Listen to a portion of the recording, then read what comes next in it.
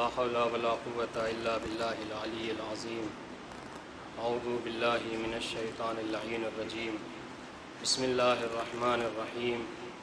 الحمد لله الذي لا يبلغ مدحته القائلون ولا يحصي نعماءه العادون ولا يؤدي حقه المجتهدون الذي لا يدركه بعد الهمم ولا يناله غوص الفتن الذي ليس لصفته حد محدود ولا نعت موجود ولا وقت معدود ولا أجل ممدود فطر الخلائق بقدرته ونشر الرياح برحمته ووتد بالصخور ميدان أرضه ثم الصلاة والسلام التحية والإكرام على بشير النذير وسراج منير مولانا ومولى الثقلين جد الحسنين أبي القاسم محمد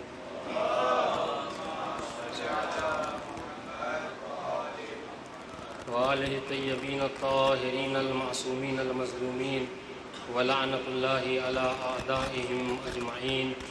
أما بعد فقد قال رسول الله صلى الله عليه وآله وسلم إن السعيد كل السعيد من أحب عليا في حياته وبعد موته وإن الشقي كل الشقي من أحب عليا في حياته وبعد موته. صلوات علیہ.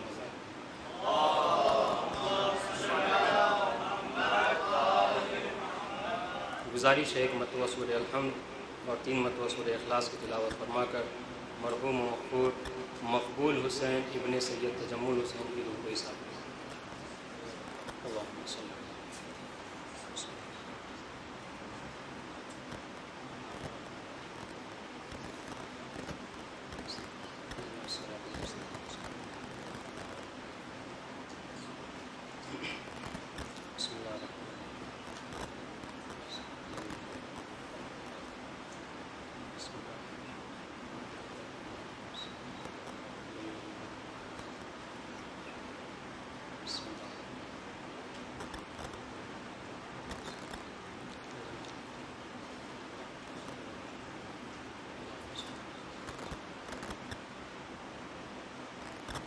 مل جل کر صلوات کریں محمد والے.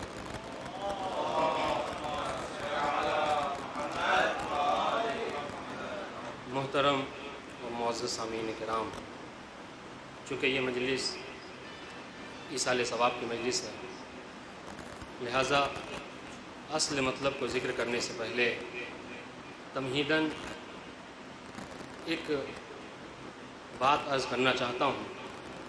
وہ یہ کہ آخر کیا وجہ ہے کہ جب بھی ہمارا کوئی عزیز، ہمارا کوئی چاہنے والا اس دنیا سے رخصت ہوتا ہے تو ہم اس کے ایصال ثواب کے لیے مجلس برپا کرتے ہیں.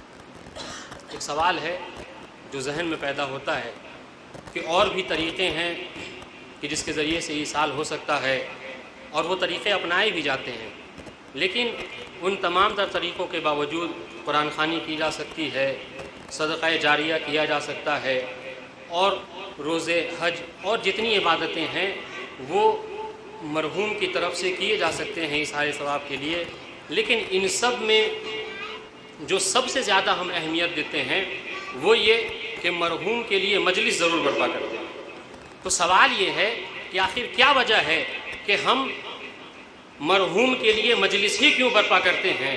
اور بھی طریقے ہیں کہ جو اپنائے جا سکتے ہیں. تو عزیزان گرامی، اور طریقوں میں اور مجلس امام حسین میں ایک بنیادی فرق یہ ہے کہ اگر ہم نماز پڑھتے ہیں، اگر ہم روزہ رکھتے ہیں، اگر ہم قرآن خوانی کرتے ہیں تو ہمارے دل کو یہ اطمینان نہیں ہوتا، یہ یقین نہیں ہوتا کہ ہم نے جو نمازیں پڑھی ہیں وہ قبول ہوئی ہیں یا نہیں، ہم نے جو روزے رکھے ہیں وہ قبول ہوئے ہیں یا نہیں، ہم نے جو حج انجام دیا ہے وہ قبول ہوا ہے نہیں. لیکن مجلس ایک ایسا عظیم امر ہے کہ ادھر مجلس برپا ہوئی، دل کو اطمینان ہو جاتا ہے کہ اس مجلس کا ثواب ضرور مرنے والے کو گیا ہوگا. کیوں؟ اس لیے کہ یہ وہ عظیم عبادت ہے کہ جس میں انسان کے ساتھ ساتھ معصوم کی بھی شرکت ہوا کرتی ہے. ایک صلوات پڑھیں محمد والے.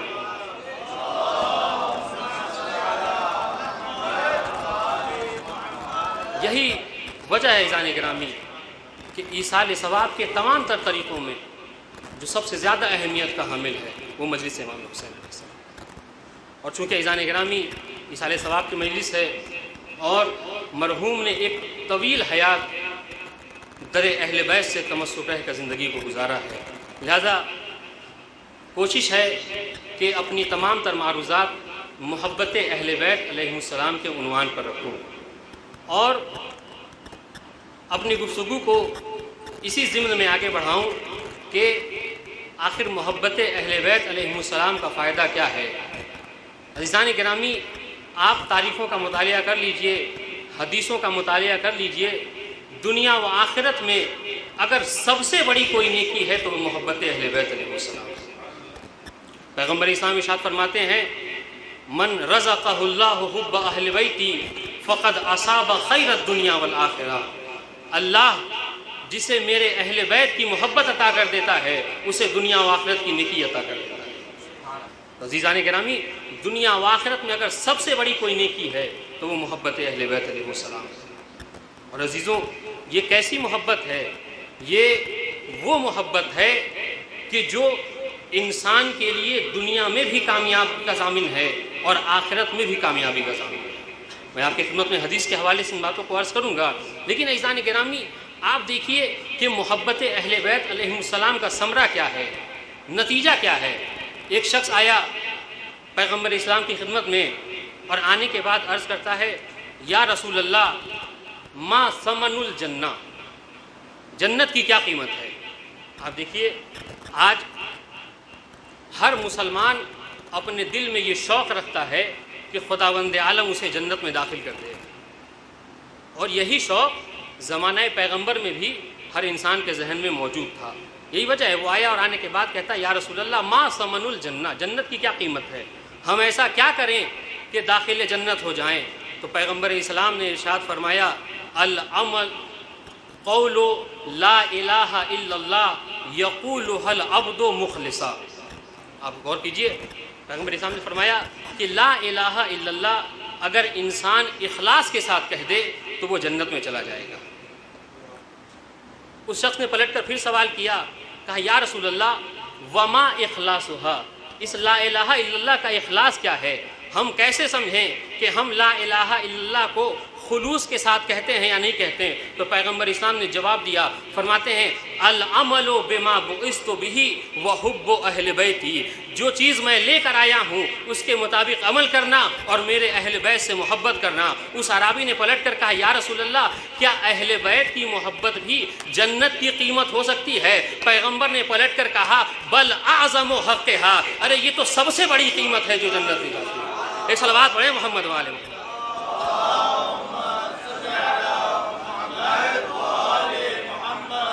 عزیزان گرامی، یہ وہ محبت ہے کہ جو انسان کو جنت دلائے گی، جنت میں پہنچائے گی۔ اور عزیزان گرامی آپ توجہ کیجئے، نبی نے کیا فرمایا ان السعید کل السعید، بے شک کامیاب، پھر تاکید کل السعید، مکمل کامیاب وہ شخص ہے کہ من احب علی فی حیاتہ و بعد موتہ، جو علی سے محبت کرے ان کی حیات میں بھی اور ان کے موت کے بعد بھی۔ اور اس کے بعد فرماتے ہیں وَإِنَّ الشَّقِيَّ كُلَّ الشَّقِيِّ، بے شک بدبخت، مکمل بدبخت وہ شخص ہے من ابغض علی فی حیاتہ و بعد موتہ، جو علی سے بغض رکھے، عداوت رکھے ان کی حیات میں بھی اور ان کے مرنے کے بعد بھی۔ عزیزان گرامی اگر پیغمبر اسلام صرف یہ جملہ کہہ کر خاموش ہو جاتے کہ جو علی سے محبت کرے وہ کامیاب ہے اور جو علی سے دشمنی کرے وہ بدبخت ہے، تو عزیزوں یہ مسئلہ صرف اور صرف حیات امیر المومنین سے مخصوص ہو جاتا، لیکن پیغمبر اسلام نے فی حیات ہی و بعد موت ہی کہہ کر آج بھی مولائے کائنات کو سعادت و شقاوت میں معیار قرار دے دیا ہے۔ ایک صلوات پڑھیں محمد وآل محمد۔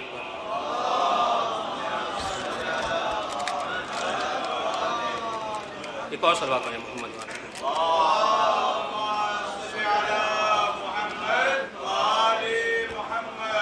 اچھا آپ غور کیجئے کہ جو نبی فرما رہے ہیں کہ علی سے محبت کرنے والا وہ سعید ہے، کامیاب ہے، تو سوال یہ ہے کہ آخر اس سعادت سے کیا مراد ہے؟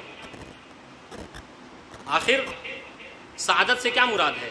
تو عزیزان گرامی، قرآن و حدیث کی روشنی میں سعادت سے مراد سعادت اخروی ہے۔ کیوں؟ اس لیے کہ قرآن مجید نے ارشاد فرمایا فَأَمَّا الَّذِينَ شَقُوا فَفِي النَّارِ وَأَمَّا الَّذِينَ سُعِدُوا فَفِي الْجَنَّةِ، کہ جنہوں نے سعادت اختیار کیا وہ جنت میں ہیں، جنہوں نے شقاوت اختیار کی وہ جہنم میں ہیں۔ معلوم ہوا پروردگار عالم نے بتایا کہ سعادت کسے کہتے ہیں اور شقاوت کسے کہتے ہیں۔ یہی تو وجہ ہے کہ جو پیغمبر اسلام نے ارشاد فرمایا تھا یا علی انت قسیم الجنت والنار، اے علی آپ جنت و جہنم کی تقسیم کرنے والے ہیں۔ کیوں؟ اس لیے کہ اگر کوئی علی سے محبت کرنے والا ہوگا تو وہ سعید ہوگا، جنتی ہوگا، اور کوئی علی سے دشمنی رکھتا ہے تو وہ جہنمی ہوگا۔ ایک صلوات پڑھیں محمد وآل محمد۔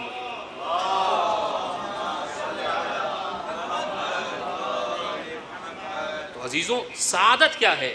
کہ انسان علی سے محبت کرے فی حیات ہی و بعد موت، ان کی حیات میں بھی اور ان کی موت کے بعد بھی۔ اور شقاوت یہ ہے، اور آپ دیکھیے عزیزان گرامی، شہید مرتضیٰ مطہری کی ایک کتاب ہے جاذبے و دافع علی، اس میں وہ تحریر فرماتے ہیں کہ دیکھیے قوت جاذبہ کسے کہتے ہیں اور قوت دافعہ کسے کہتے ہیں۔ قوت جاذبہ یہ ہے کہ جذب کرنے کی قوت، آپ کے اندر ایسی خصوصیتیں ہوں، ایسی خصلتیں ہوں کہ سامنے والا اسے دیکھ کر آپ کو پسند کرے اور آپ کی طرف کھنچتا ہوا چلا آئے۔ اور اس کے بعد قوت دافعہ کیا ہے؟ قوت دافعہ یہ ہے کہ اگر کوئی آپ سے دشمنی رکھتا ہے تو اس کے دشمنی رکھنے کی وجہ سے اس کا نقصان خود اسی کو ہو۔ اس کے حوالے سے وہ کہتے ہیں کہ ہم نے جب تاریخ بشر کو پڑھا تو ہم نے تاریخ بشر میں سوائے علی کے کسی کو نہیں پایا کہ جس کے اندر یہ قوت جاذبہ ہو یا قوت دافعہ ہو جو عتم صورت میں موجود ہو۔ کہا کیوں؟ اس لیے کہ جب ہم نے تاریخ امیر المومنین کو پڑھا تو علی میں قوت جاذبہ اتنا پایا جاتا ہے کہ وہ اپنے چاہنے والے کو جنت میں داخل کر دیتے ہیں، اور قوت دافعہ اتنا ہے کہ وہ اپنے دشمنی رکھنے والے کو جہنم میں داخل کر دیتے ہیں۔ ایک صلوات پڑھے محمد والے محمد۔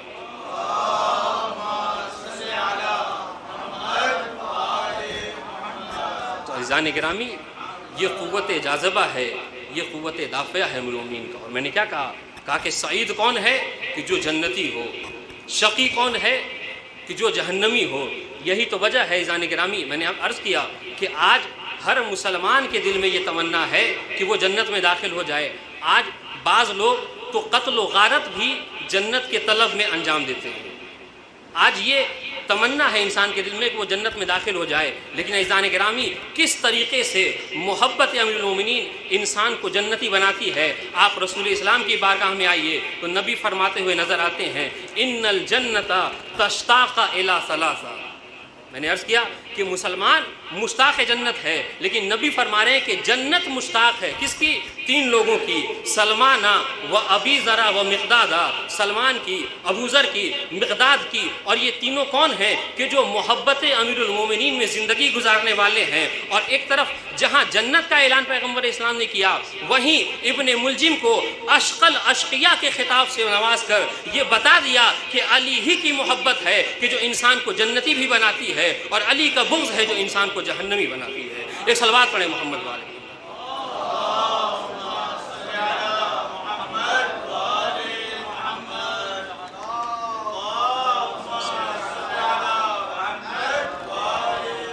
عزیزان گرامی، یہ حب اہل بیت ہے، یہ حب امیر المومنین ہے۔ اور عزیزان گرامی، میں نے جملہ عرض کیا تھا ابتدا میں کہ محبت امیر المومنین اور محبت اہل بیت وہ ہے کہ جو انسان کو دنیا میں بھی فائدہ پہنچاتی ہے اور آخرت میں بھی فائدہ پہنچائے گی۔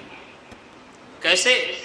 دنیاوی فائدہ جو محبت اہل بیت کا ہے وہ یہ ہے کہ جس کا اعتراف خود تفسیر کبیر میں ابن رازی نے کیا ہے۔ 12 طریقوں سے اس حدیث کو نقل کیا گیا ہے۔ آپ دیکھیے دنیاوی فائدہ محبت اہل بیت کیا ہے؟ فرماتے ہیں کہ اللہ، نبی فرماتے ہیں اللہ ومن مات علی حب آل محمد مات شہیدا۔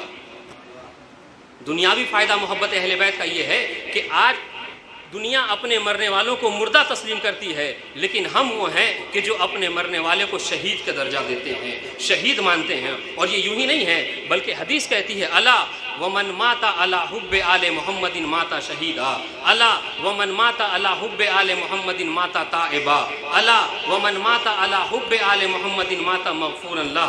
عزیزان گرامی، اس طریقے سے یہ 12 حدیثیں ہیں، اور آخر میں کہا الا ومن مات علی بغض آل محمد یکون مکتوبا علی بین عینیہ آیس من رحمت اللہ تعالی، الا ومن مات علی بغض آل محمد مات کافرا۔ تو عزیزان گرامی، دنیاوی فائدہ تو اہل بیت کی محبت کا یہ ہے کہ دنیاوی جو لوگ مرتے ہیں وہ مردہ ہوتے ہیں، اہل بیت کی محبت میں مرنے والا شہید ہوتا ہے۔ اور عزیزو، جہاں یہ دنیاوی فائدہ ہے، آپ اخروی فائدہ دیکھیے اہل بیت کی محبت کا۔ روایت میں ملتا ہے، لیکن عزیزان گرامی اس سے پہلے میں عرض کروں کہ یہ جو اخروی فائدہ ہے، یہ آخرت میں فائدہ پہنچانا یہ کوئی عام بات نہیں ہے۔ اس لیے کہ آخرت کیا ہے کہ جس کے لیے قرآن مجید نے کہا کہ یوم لا ینفع مال ولا بنون، آخرت وہ ہے کہ جہاں پر نہ انسان کے بیٹے کام آنے والے ہیں، نہ انسان کا مال و دولت کام آنے والے ہیں، لیکن اور ہم کیا کہہ رہے ہیں کہ محبت اہل بیت وہ ہے۔ اور اس کے بعد ایک اور جگہ قرآن مجید میں ارشاد ہوا یوم یفر المرء من اخیہ و امہ و ابیہ و صاحبتہ و بنیہ، جب آخرت کا دن ہوگا تو انسان کے بال بچے، انسان کے بیٹے، ماں، حتیٰ سب سے زیادہ محبت کرنے والی ماں بھی ہے، اس سے بھی انسان فرار اختیار کرے گا۔ تو ایسا ہولناک ماحول ہوگا آخرت کا، اس کے باوجود بھی اس آخرت میں اگر انسان کو کوئی فائدہ پہنچانے والی شے ہے تو وہ محبت اہل بیت علیہ السلام۔ اور یہ کیسے ہے؟ آپ روایت ملاحظہ فرمائیے، امام کو ضربت لگ چکی ہے اور حارث ہمدانی امام کے چاہنے والے ہیں، کڑی دھوپ میں مولائے کائنات کی زیارت کو آئے۔ حارث اور حدیث کا ظاہر یہ بتاتا ہے کہ حارث ہمدانی صبح امام کی زیارت کر کے جا چکے ہیں۔ یہی وجہ ہے کہ جب حارث ہمدانی آئے تو امام نے تعجب سے پوچھا ما جاء بک یا حارث، اے حارث کیوں آئے ہو؟ تو حارث ہمدانی نے کہا حبک یا امیر المومنین۔ آپ سنیے گا کہ محبت اہل بیت دنیا میں بھی انسان کو فائدہ پہنچائے گی اور آخرت میں بھی فائدہ پہنچائے گی۔ جب جیسے ہی حارث ہمدانی نے کہا کہ مولا آپ کی محبت ہے جو مجھے دوبارہ کھینچ لائی ہے، تو امام نے کہا اتحبنی یا حارث، کیا تم واقعی مجھ سے محبت کرتے ہو؟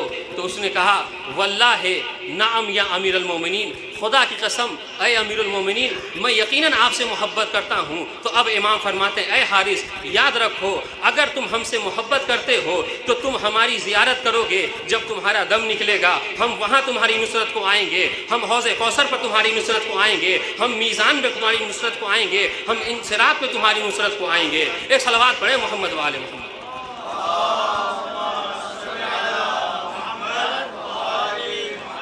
عزیزان گرامی، یہ وہ فائدے ہیں کہ جو اہل بیت کے چاہنے والے کو دنیا میں بھی حاصل ہوتے ہیں اور آخرت میں بھی حاصل ہوتے ہیں۔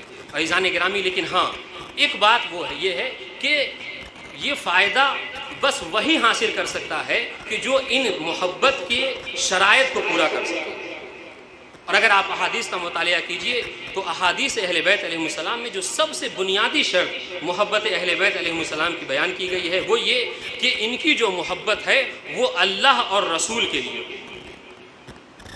تبھی یہ محبت ہمارے کام آ سکتی ہے۔ آپ روایت ملاحظہ فرمائیے، 5ویں امام کی زمانہ ہے، حکم بن عتیبہ نامی راوی ہیں، وہ یہ کہتے ہیں کہ ہم 5ویں امام کی خدمت میں تشریف فرما تھے کہ ایک بوڑھا شخص امام کی خدمت میں آیا، اور آنے کے بعد اس کی حالت یہ ہے کہ وہ بھی فوراً وضو کیے ہوئے، ابھی ہاتھ بھی اس کا بھیگا ہوا ہے، اور آنے کے بعد عرض کرتا ہے مولا میں یہ چاہتا ہوں کہ اپنے عقیدے کو آپ کے سامنے بیان کروں، اور اگر میرا عقیدہ صحیح ہے تو آپ تائید فرما دیجئے، اور اگر غلط ہے تو آپ اس کی تصحیح فرما دیجئے۔ یہ کہہ کر امام نے کہا ٹھیک ہے بیان کرو۔ اس شخص نے بیان کیا، دیکھیے کیا ہے محبت۔ اس شخص نے کہا کہ مولا میرا سب سے پہلا عقیدہ یہ ہے احبکم و احب من یحبکم، مولا سب سے پہلا عقیدہ تو یہ ہے کہ میں آپ سے محبت کرتا ہوں اور جو آپ سے محبت کرتا ہے میں اس سے بھی محبت کرتا ہوں۔ معلوم یہ ہوا کہ ہمیں بس اہل بیت کی محبت کا دعوے دار نہیں ہونا چاہیے، بلکہ جو شیعان اہل بیت ہیں ان کی بنسبت بھی بغض نہیں رکھنا چاہیے، ہے نا۔ کیا کہا؟ احبکم و احب من یبغضکم، اور اس کے بعد کہتے ہیں کہ اور مولا جو آپ کا دشمن ہے میں اس سے دشمنی بھی رکھتا ہوں، اور اس کے بعد کہتے ہیں احلل حلالکم و احرم حرامکم، مولا آپ جس چیز کو حلال قرار دیتے ہیں میں اسے حلال مانتا ہوں، اور جس چیز کو آپ حرام قرار دیتے ہیں میں اسے حرام مانتا ہوں۔ اور اب محل بحث کی گفتگو، اس کے بعد وہ کہتے ہیں مولا ولا احبکم للدنیا، دیکھیے گا میں نے کہا تھا محبت اللہ اور رسول کے لیے ہونی چاہیے، اس شخص نے کہا مولا ولا احبکم للدنیا، میری تمام تر محبت جو آپ سے ہے وہ دنیا کے لیے نہیں ہے، بل للہ ولرسولہ، بلکہ میری محبت اللہ اور رسول کے لیے ہے۔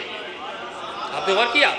اب وہ شخص اس کے بعد کہتا ہے وَأَنْتَظِرُ الْفَرَجْ، مولا میرا پانچواں عقیدہ یہ ہے کہ میں امام مہدی کے ظہور کی تمنا رکھتا ہوں، میں ان کے ظہور کا انتظار کرتا ہوں۔ وہ شخص کہتا ہے کہ حضور اب یہ عقیدہ ہے میرا، آپ اس کی تصحیح فرمائیے۔ تو پانچویں امام کہتے ہیں کہ ٹھیک اسی طریقے کا سوال میرے بابا امام زین العابدین کی خدمت میں ایک شخص آیا تھا اور اس نے یہی سوال کیا تھا، تو امام جو میرے بابا نے جواب دیا تھا میں وہ جواب عرض کر رہا ہوں۔ تو چوتھے امام نے اس شخص کو جواب دیا تھا کہ دیکھو اگر تم اس عقیدے پر مر گئے تو یاد رکھو کہ تمہاری زیارت کو جب تمہارا نفس نکلے گا، جب تمہاری روح نکلے گی تو تمہاری زیارت کو رسول اللہ آئیں گے، جناب فاطمہ آئیں گی، حسن و حسین آئیں گے، اور یاد رکھو ہم تمہاری مدد کو صراط میں بھی آئیں گے، میزان میں بھی آئیں گے، حساب و کتاب کے وقت بھی آئیں گے۔ اس طریقے سے بیان کرتے رہے وہ شخص، اور کہتے ہیں نا کہ جب کوئی انسان کو جنت کی بشارت دی جائے تو اس کا دل مسرور ہو جاتا ہے، وہ سنتا ہے اور خوش ہوتا جا رہا ہے، یہاں تک کہ اس کے دل کی دھڑکنیں تیز ہو گئیں۔ امام سے کہا مولا اگر مناسب ہو تو آپ اپنے دست مبارک کو میرے قلب پہ رکھ دیجئے۔ امام نے اپنے دست مبارک کو اس کے قلب پہ رکھا، وہ امام کے دست مبارک کو لے کر اپنے سینے پر ملنے لگا۔ آخر کار اس شخص نے امام سے مخدہ حافظی کی، اور جب جانے لگا تو آپ غور کیجئے گا، جانے لگا تو پانچویں امام نے اپنے اصحاب کو مخاطب کر کے ایک جملہ کہا من ارادہ ان ينظر الى رجل من اہل الجنہ فلینظر الى ہوا، جو یہ چاہتا ہے کہ کسی جنتی شخص کو دیکھے تو اس کو دیکھے۔ ایک صلوات پڑھیں محمد والے محمد۔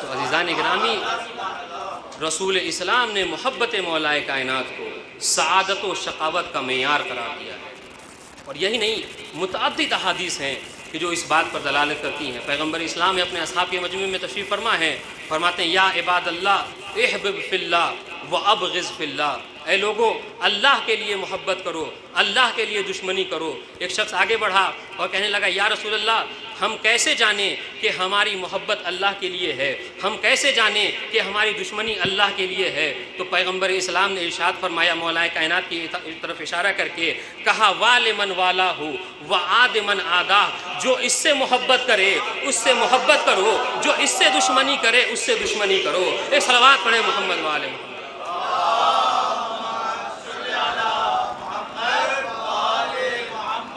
تو عزیزان گرامی، یہ محبت اہل بیت علیہ السلام ہے کہ جو انسان کو دنیا میں بھی فائدہ پہنچائے گی اور آخرت میں بھی فائدہ پہنچائے گی۔